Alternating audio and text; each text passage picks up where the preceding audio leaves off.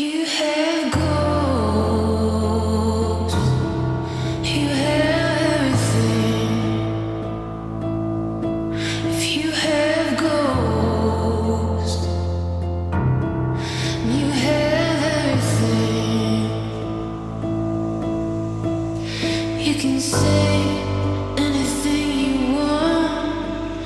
You can do anything you want. If you have ghosts, then you have everything. They say if you have ghosts, you have everything. But they never tell you about the weight of them. The way a shadow doesn't just sit in the corner of a room. It sits in the corner of your mind, redrawing the maps you thought you knew by heart. Last season, we walked into the long grass. We looked at the Yellow King, not as a monster in a script, but as a frequency. A signal being broadcast from the dark heart of Louisiana. We set out to find the architecture behind the nightmare.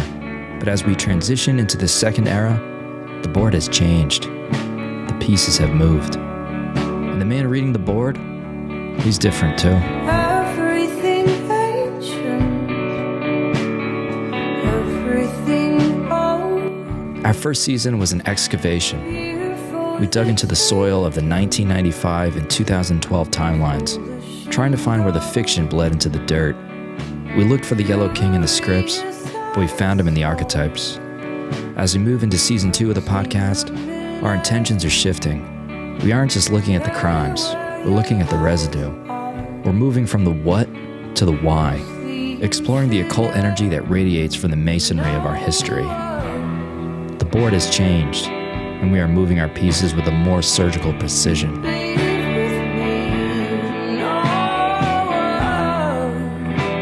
On this episode, we will cover the psychology of the anti-hero and the Rust Cohle it factor.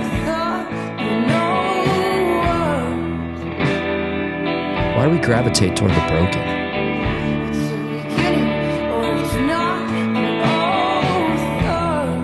The anti-hero isn't just a bad guy doing good things. He's a man who has looked into the abyss and realized the abyss is a mirror. Rust Cohle carries that it factor because he's the only person in the room who isn't lying to himself. He's a walking contradiction, a nihilist who won't stop seeking justice, a man who believes life is a cruel joke, but spends every waking second trying to protect the innocent. We'll be breaking down that magnetic nihilism, the specific frequency that makes a man like Rust the only one capable of navigating the long grass. Throughout this season, we'll feature the voice of the innocent souls every episode. This week, we will cover the missing persons case of Tammy Lynn Leppert. She went missing in Cocoa Beach, Florida on July 6, 1983. Status: cold case, missing person. Before she was a soul in the hands of the king, she was a girl from the coast. Tammy Lynn was a beauty queen and an actress. You might even recognize her from the background of Scarface, which was filmed in Miami. But her story isn't a movie, it's a haunting. She walked away from a vehicle at an intersection in Cocoa Beach and vanished in the Florida humidity. No remains, no closure, just a lingering echo on the Space Coast. We're examining the invisible forensics of Tammy's final days, the erratic behavior, the fear she expressed about someone coming for her, and the patterns that match that very monsters we've been tracking through the labyrinth of Fort Macomb. You've been walking this path with us. Make sure you're subscribed on Spotify, YouTube, Amazon, and Podcast Addict. If you're listening on Apple Pods, look at the top right of your screen, hit that plus sign to follow the feed. We welcome you to continue this journey together as we enter our new era of innocent souls in the hands of the Yellow King. This is If You Have Ghosts. If you're unhappy, if you're alone, you do not ask me, I'll never know.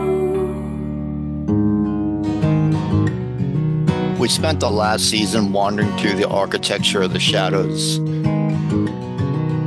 We looked at the narrative of the Yellow King, not just as fiction, but as a mirror to the atmospheric dread we see in the real world. We stripped back the layers of the first season of True Detective. matching the atmosphere of world building against the gritty reality of my 25 years in the field.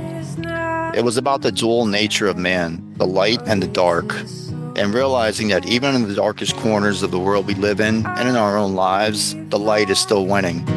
We put our flame upon ice, watch it burn out. For me, True Detective wasn't just a show, it was a path to my reinvention. After 25 years in the trenches of criminology, seeing that narrative architecture on screen acted as the final push I needed to walk away. It captured the weight and the duality of the life in a way that felt more honest than the paperwork ever did. It didn't just influence me, it gave me permission to close one chapter and start this one. Building this podcast has only reinforced my decision. To the collaborators who've stood in the trenches with us, and to the listeners who've reached out, those of you who know the show and know the life, thank you. Your feedback has been the ultimate validation. You've proven that we aren't just talking into the void. We're connecting over a shared understanding of the shadows. You've shown us exactly why we're doing this. I want to take a second to talk directly to the people who have been in the trenches with us since the pilot episode, specifically to the True Detective subreddit. You guys have been dissecting the narrative architecture of this show for many, many years, and the way you've embraced the Innocent Souls podcast, it means everything to us. We see you on the boards, we see the deep dives, and we appreciate the high bar you set for what this kind of analysis should be. But it's grown beyond just the boards. Whether you're listening on Spotify, Apple, or any other platform, whether tuning in from right here in Florida, across the country, or even internationally, seeing these themes of duality and atmospheric criminology translate across borders tells us one thing. The shadows we're exploring are universal. This isn't for the casual listener. This is 100% for our true audience. The ones who aren't afraid to look at the raw, uncomfortable parts of the human condition. You've validated why we stepped out of the traditional world and into this space. I'm asking you to continue this journey with us. We spent enough time looking into the dark. It's time to see what happens when we bring the light with us. Those whispers we've been tracking, they aren't just ghosts anymore. They're becoming a chorus of clarity. Waking up is hard. The shadows are finally finding their voice, and believe me, they have a hell of a story to tell. Stay locked in. We're moving from the reflection into the reality. Now we're going to shift our focus to the psychology of the anti-hero. The only thing worth fighting for. They say you don't choose your family, but in this line of work, you don't always choose your ghost either. For 25 years, I sat in the driver's seat of a patrol car, a dynamic that creates a specific kind of psychological tether. Today, we're looking at the anti-hero not as a lone wolf, but as a half of a broken whole. We're bringing in the ghost of Ray Velcoro and Roland West to help us map the anatomy of a partner's debt. It's a heavy tab to carry. You talk about Roland West in True Detective. People see him as the moral anchor, the steady hand.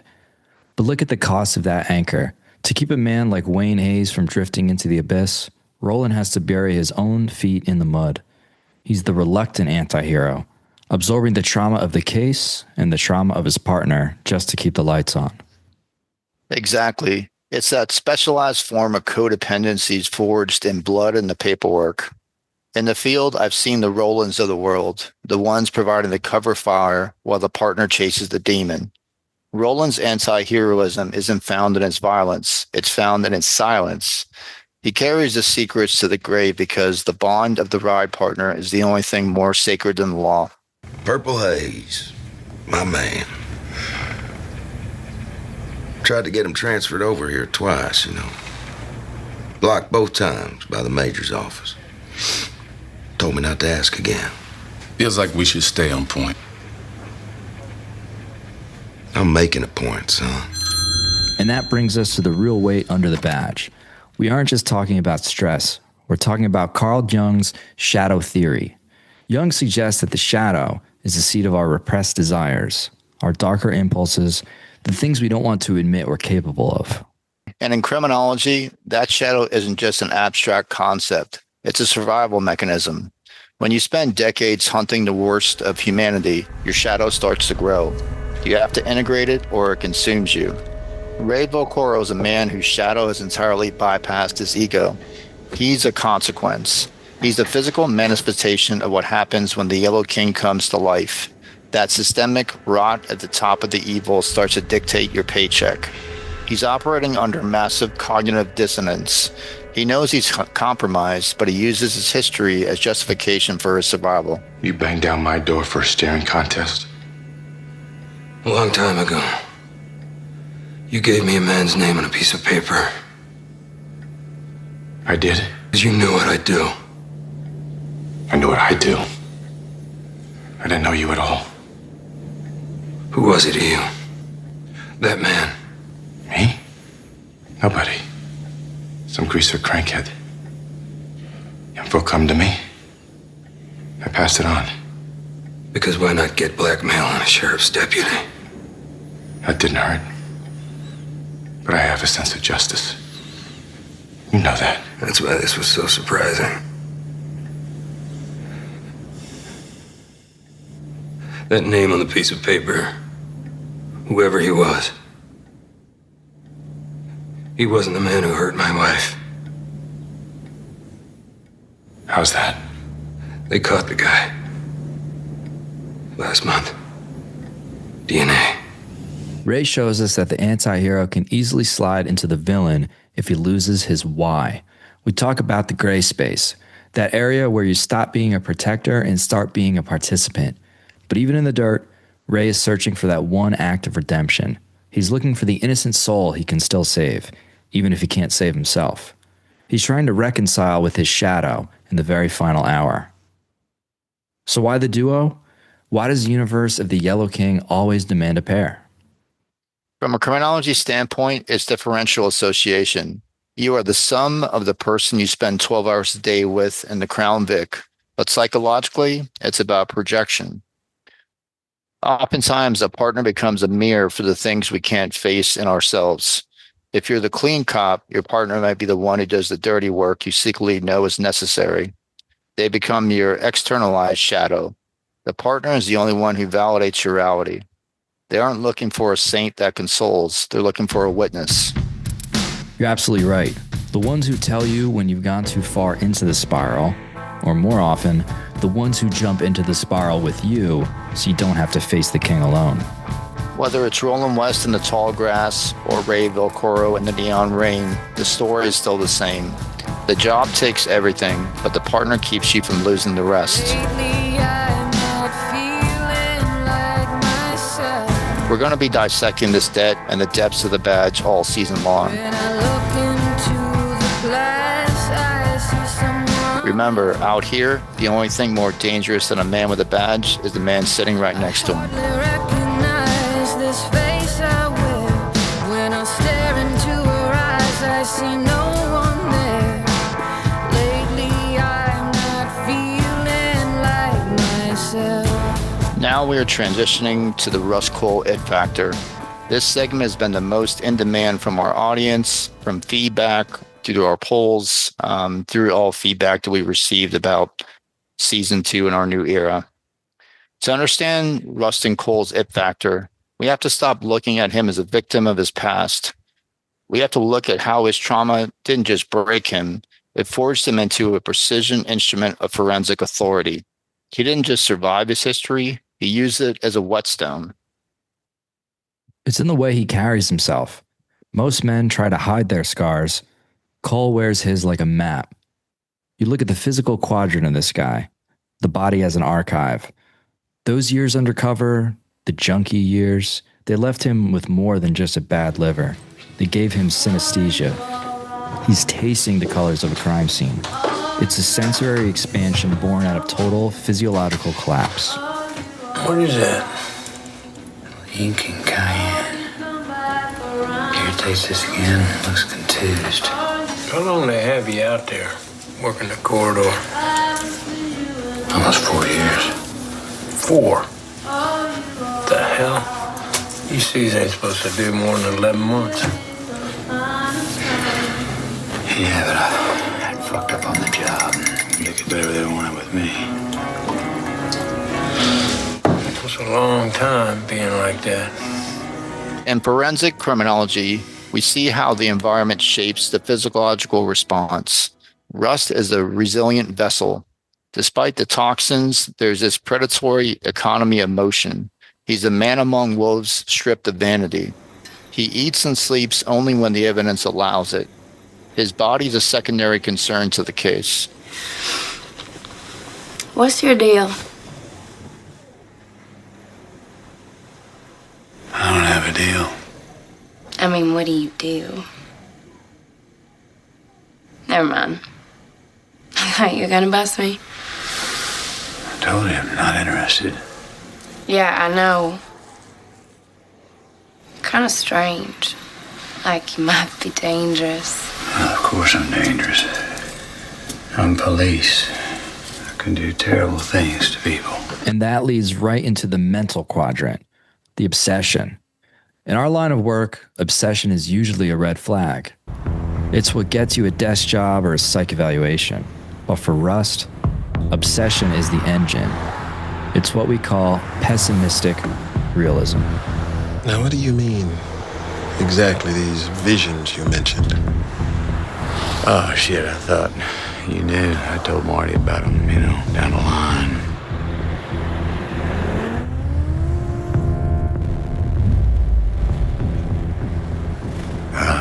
Chemical flashbacks, neural damage.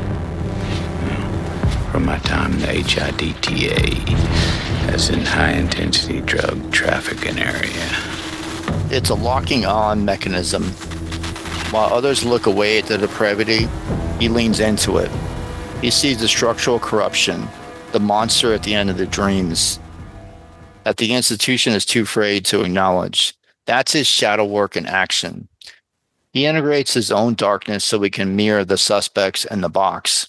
He uses their darkness to extract the truth because he speaks their language. Well, after Houston, I got to a dock in Eagle Pass. And a coyote got me across the border. Past 2 years, I've been working security for a group in San Miguel. Feds never ID'd me, so I figured, hell, 2 years passed. Things chilled out. It's cool for me to come back, stick my head out. That'll be tough, man. Thinking you've been dead this whole time. Like I look dead, motherfucker? Hard to lie to a man who's already seen the end of the world. Which brings us to the emotional quadrant, the alchemy of grief. He lost his daughter, and that loss rendered him immune to common fear. What can the department do to him? What can a killer do to him that hasn't already been done? I think about my daughter now. You know what? When she was spared. Sometimes I feel grateful.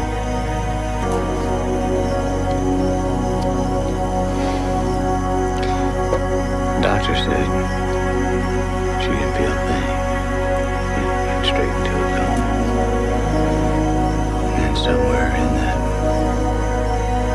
blackness, she slipped off into another deeper kind.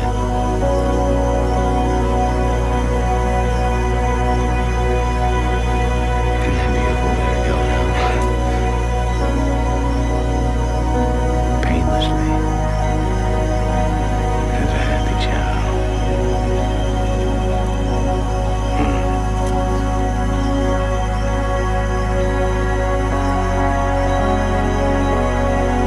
Yeah, trouble with dying later is you've already grown up. Damage is done. It's too late. He operates from this place of nothing left to lose. That makes him dangerous to institutional power. His empathy isn't warm, it's a cold, heavy weight. He carries the innocent souls with him, creating a moral obligation that transcends police procedure. He's detached from the world of the living, yet deeply tethered to the victims. That tension is magnetic. It's haunting. The thing is, we got one cook. Does all our work, exclusive life. He's real specific about that. And what's this word till you crash? Me selling miles on this. Well, I'd go you on better, brother. We don't take that shit to miles at all. You and me work the supplier, the cuts whatever the fuck we want it to be. Now, that's tricky shit, bro. And I don't know you like I used to. Yeah, I don't know you like I used to either. That's why the fuck I'm here. Well, let me tell you why I came, Crash. I need something from you. Tonight, I had a four-man team for a big grab. Lost one to Smokies. I came looking to replace him. If you're still a badass... I don't do A&R, man. No fucking bank job. That ain't nothing like that. I need a good soldier. Now, you do this with us. We talk about putting you with my man. I don't ride cowboy no more, Junior. Oh. I don't do the small-time shit like this thing you're talking about, all right? What you get neutered down south? Huh? I embrace the outlaw life. Now you dress the part still? That's just an act. When in Rome, brother. But I do clean up real fucking pretty. It's a heavy burden to be a witness for the dead. But there's a final piece to this, the spiritual quadrant. For a guy who claims to be an atheist, he's remarkably attuned to the vibrations of evil. He recognizes the ritualistic nature of the Yellow King because he's sensitive to the cosmic horror of it all. Why should I live in history, huh? I don't want to know anything anymore. This is a world where nothing is solved. When someone once told me time is a flat circle. Everything we've ever done or will do, we're gonna do over and over and over again. And that little boy and that little girl, they're gonna be in that room again. And again. And again. Forever. He lives like an aesthetic monk, a warrior monk in a cheap suit. He rejects the muffled lives of the masses for the raw, painful, but honest existence, and that accumulates in the flat circle realization. His resiliency isn't about surviving a case, it's about that spiritual breakthrough in the finale. The light is still winning. And after a lifetime of darkness, he realizes that even though the dark has more territory, the light is finally gaining ground. It's the ultimate alchemy of resiliency. For everyone riding with us, we're dissecting this it factor all season long. We're going deeper into the psychology of the badge and the shadows we cast. Please continue this journey with us. We spent enough time in the dark. It's time to see what happens when we bring it into the light with us.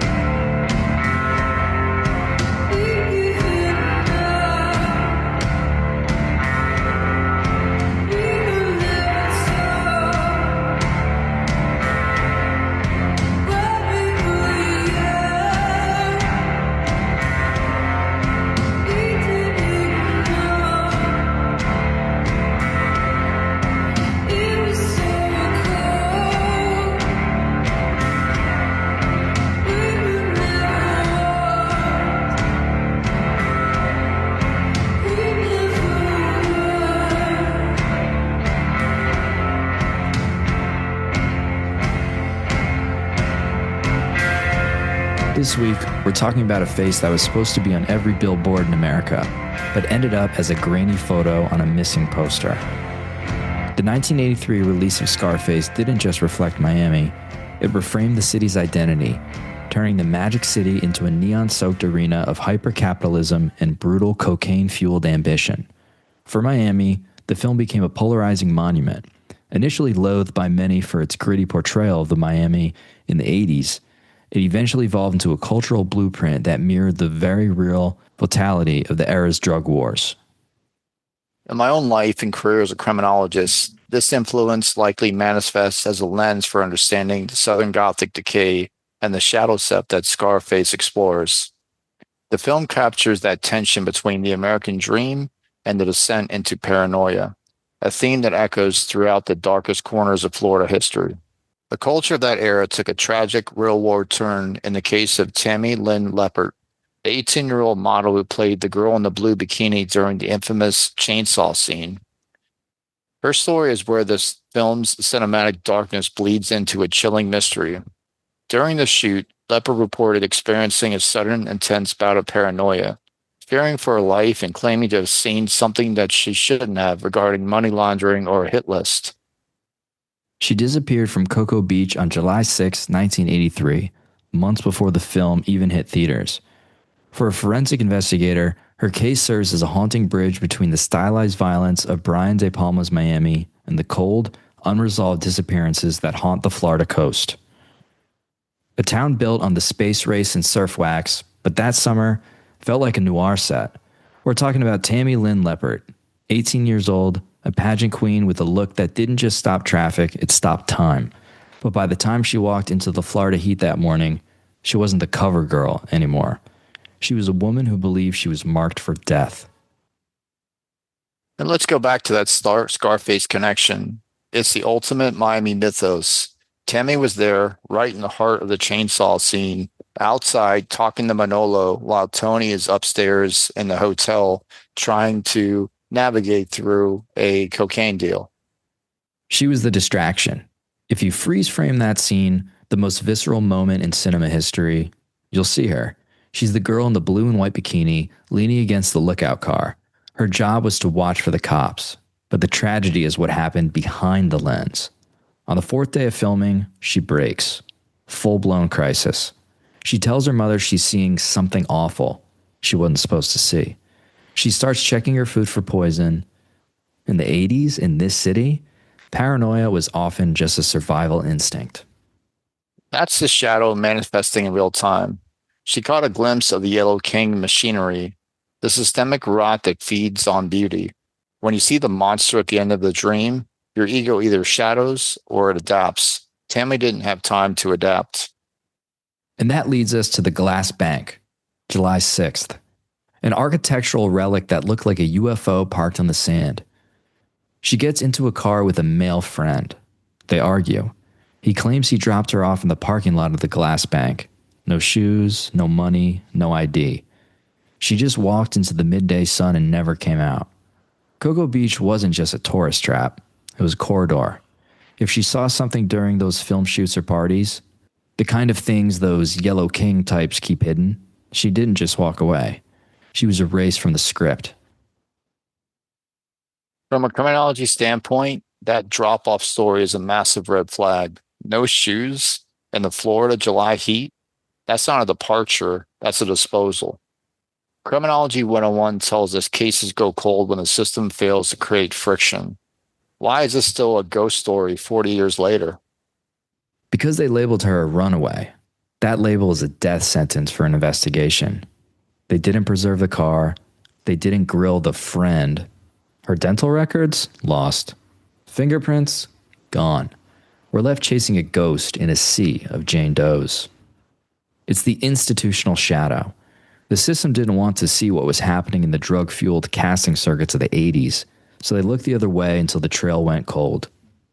It's been over 40 years. The Glass Bank has been demolished. The film reels have aged, and the witnesses have scattered into the Florida brush. But the void remains. To this day, despite the theories and the ties to the dark side of the industry, the case is still unsolved. Is there any conspiracies we could add to it, or for this case, scratch that. What I'm gonna do is the talk was basically that she was taken out by the producers of the film. That do you want to dive into that or no? I don't have all the facts. You know what I mean? If it's all conjecture, then basically. That film was very controversial because, the Cuban Americans that were here saw it as depicting them as animalistic, and it got so bad that they moved filming from Miami to Los Angeles. If you watch the film, about halfway through, it's in LA. Yeah, if you're from Miami, you can tell. But it's still depicting Miami, right? But it got so bad, and I was only 5. You know what I mean? But then. A lot of my friends are Cuban, you know what I mean? That movie was the godfather of Cuban American.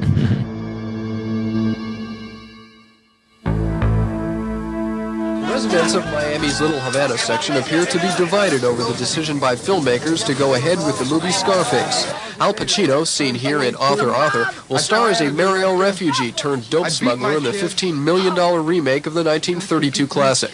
Producer Martin Bregman made the decision to go ahead with shooting the film in Miami, despite the strenuous objections of Miami Commissioner Demetrio Perez, who felt the film would hurt the image of the Cuban exile community in Miami. But some Cuban residents disagree with Perez. I think it's a good picture for the Cuban people, and the other person is living in Miami. It's a good picture. Others agree with Perez that the image of the Cuban community might be damaged by Pacino's portrayal. It's not right. It's not right to get refugees and put them on TV, on movies. I don't like. I told him it's better not make that kind of people the picture. Not here in Miami. Not here. Commissioner Perez was unavailable for comment tonight, but the film's producer says Scarface will bring jobs and money to Miami, and he says he doesn't feel the commissioner's objections represent the opinion of the majority of Cubans in Miami. So if all goes well, Scarface should go into production here in Miami in late October or early November. And by then, the filmmakers hope they'll have gained more support and less hostility from the Cuban community. Mark Trank, Channel 4 News in Little Havana. Tammy had told her mother, Linda Curtis, that she had seen something she shouldn't have, and she feared she was on a hit list.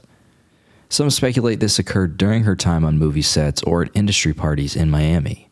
Her mother believed Tammy may have witnessed local drug trafficking or some sort of money laundering operations, realities that were deeply intertwined with the Miami landscape that Scarface was actually portraying. During her 4 days on the Scarface set, her paranoia was so visible that she was eventually sent home. A doctor's evaluation at the time found no evidence of drugs or alcohol, leading some to wonder if her delusions were actually a trauma response to something she had recently witnessed. Some argued this was the moment she developed schizophrenia. Some sort of mental and emotional breakdown caused these delusions and caused an immense shift in Tammy's world. Investigators also have looked into whether Tammy did fall victim to predators active in the Florida area during the 80s, such as Christopher Wilder, known as the Beauty Queen Killer. His MO involved luring aspiring models with the promise of photo shoots. He was active in Florida at this time. Tammy's family even filed a lawsuit against his estate.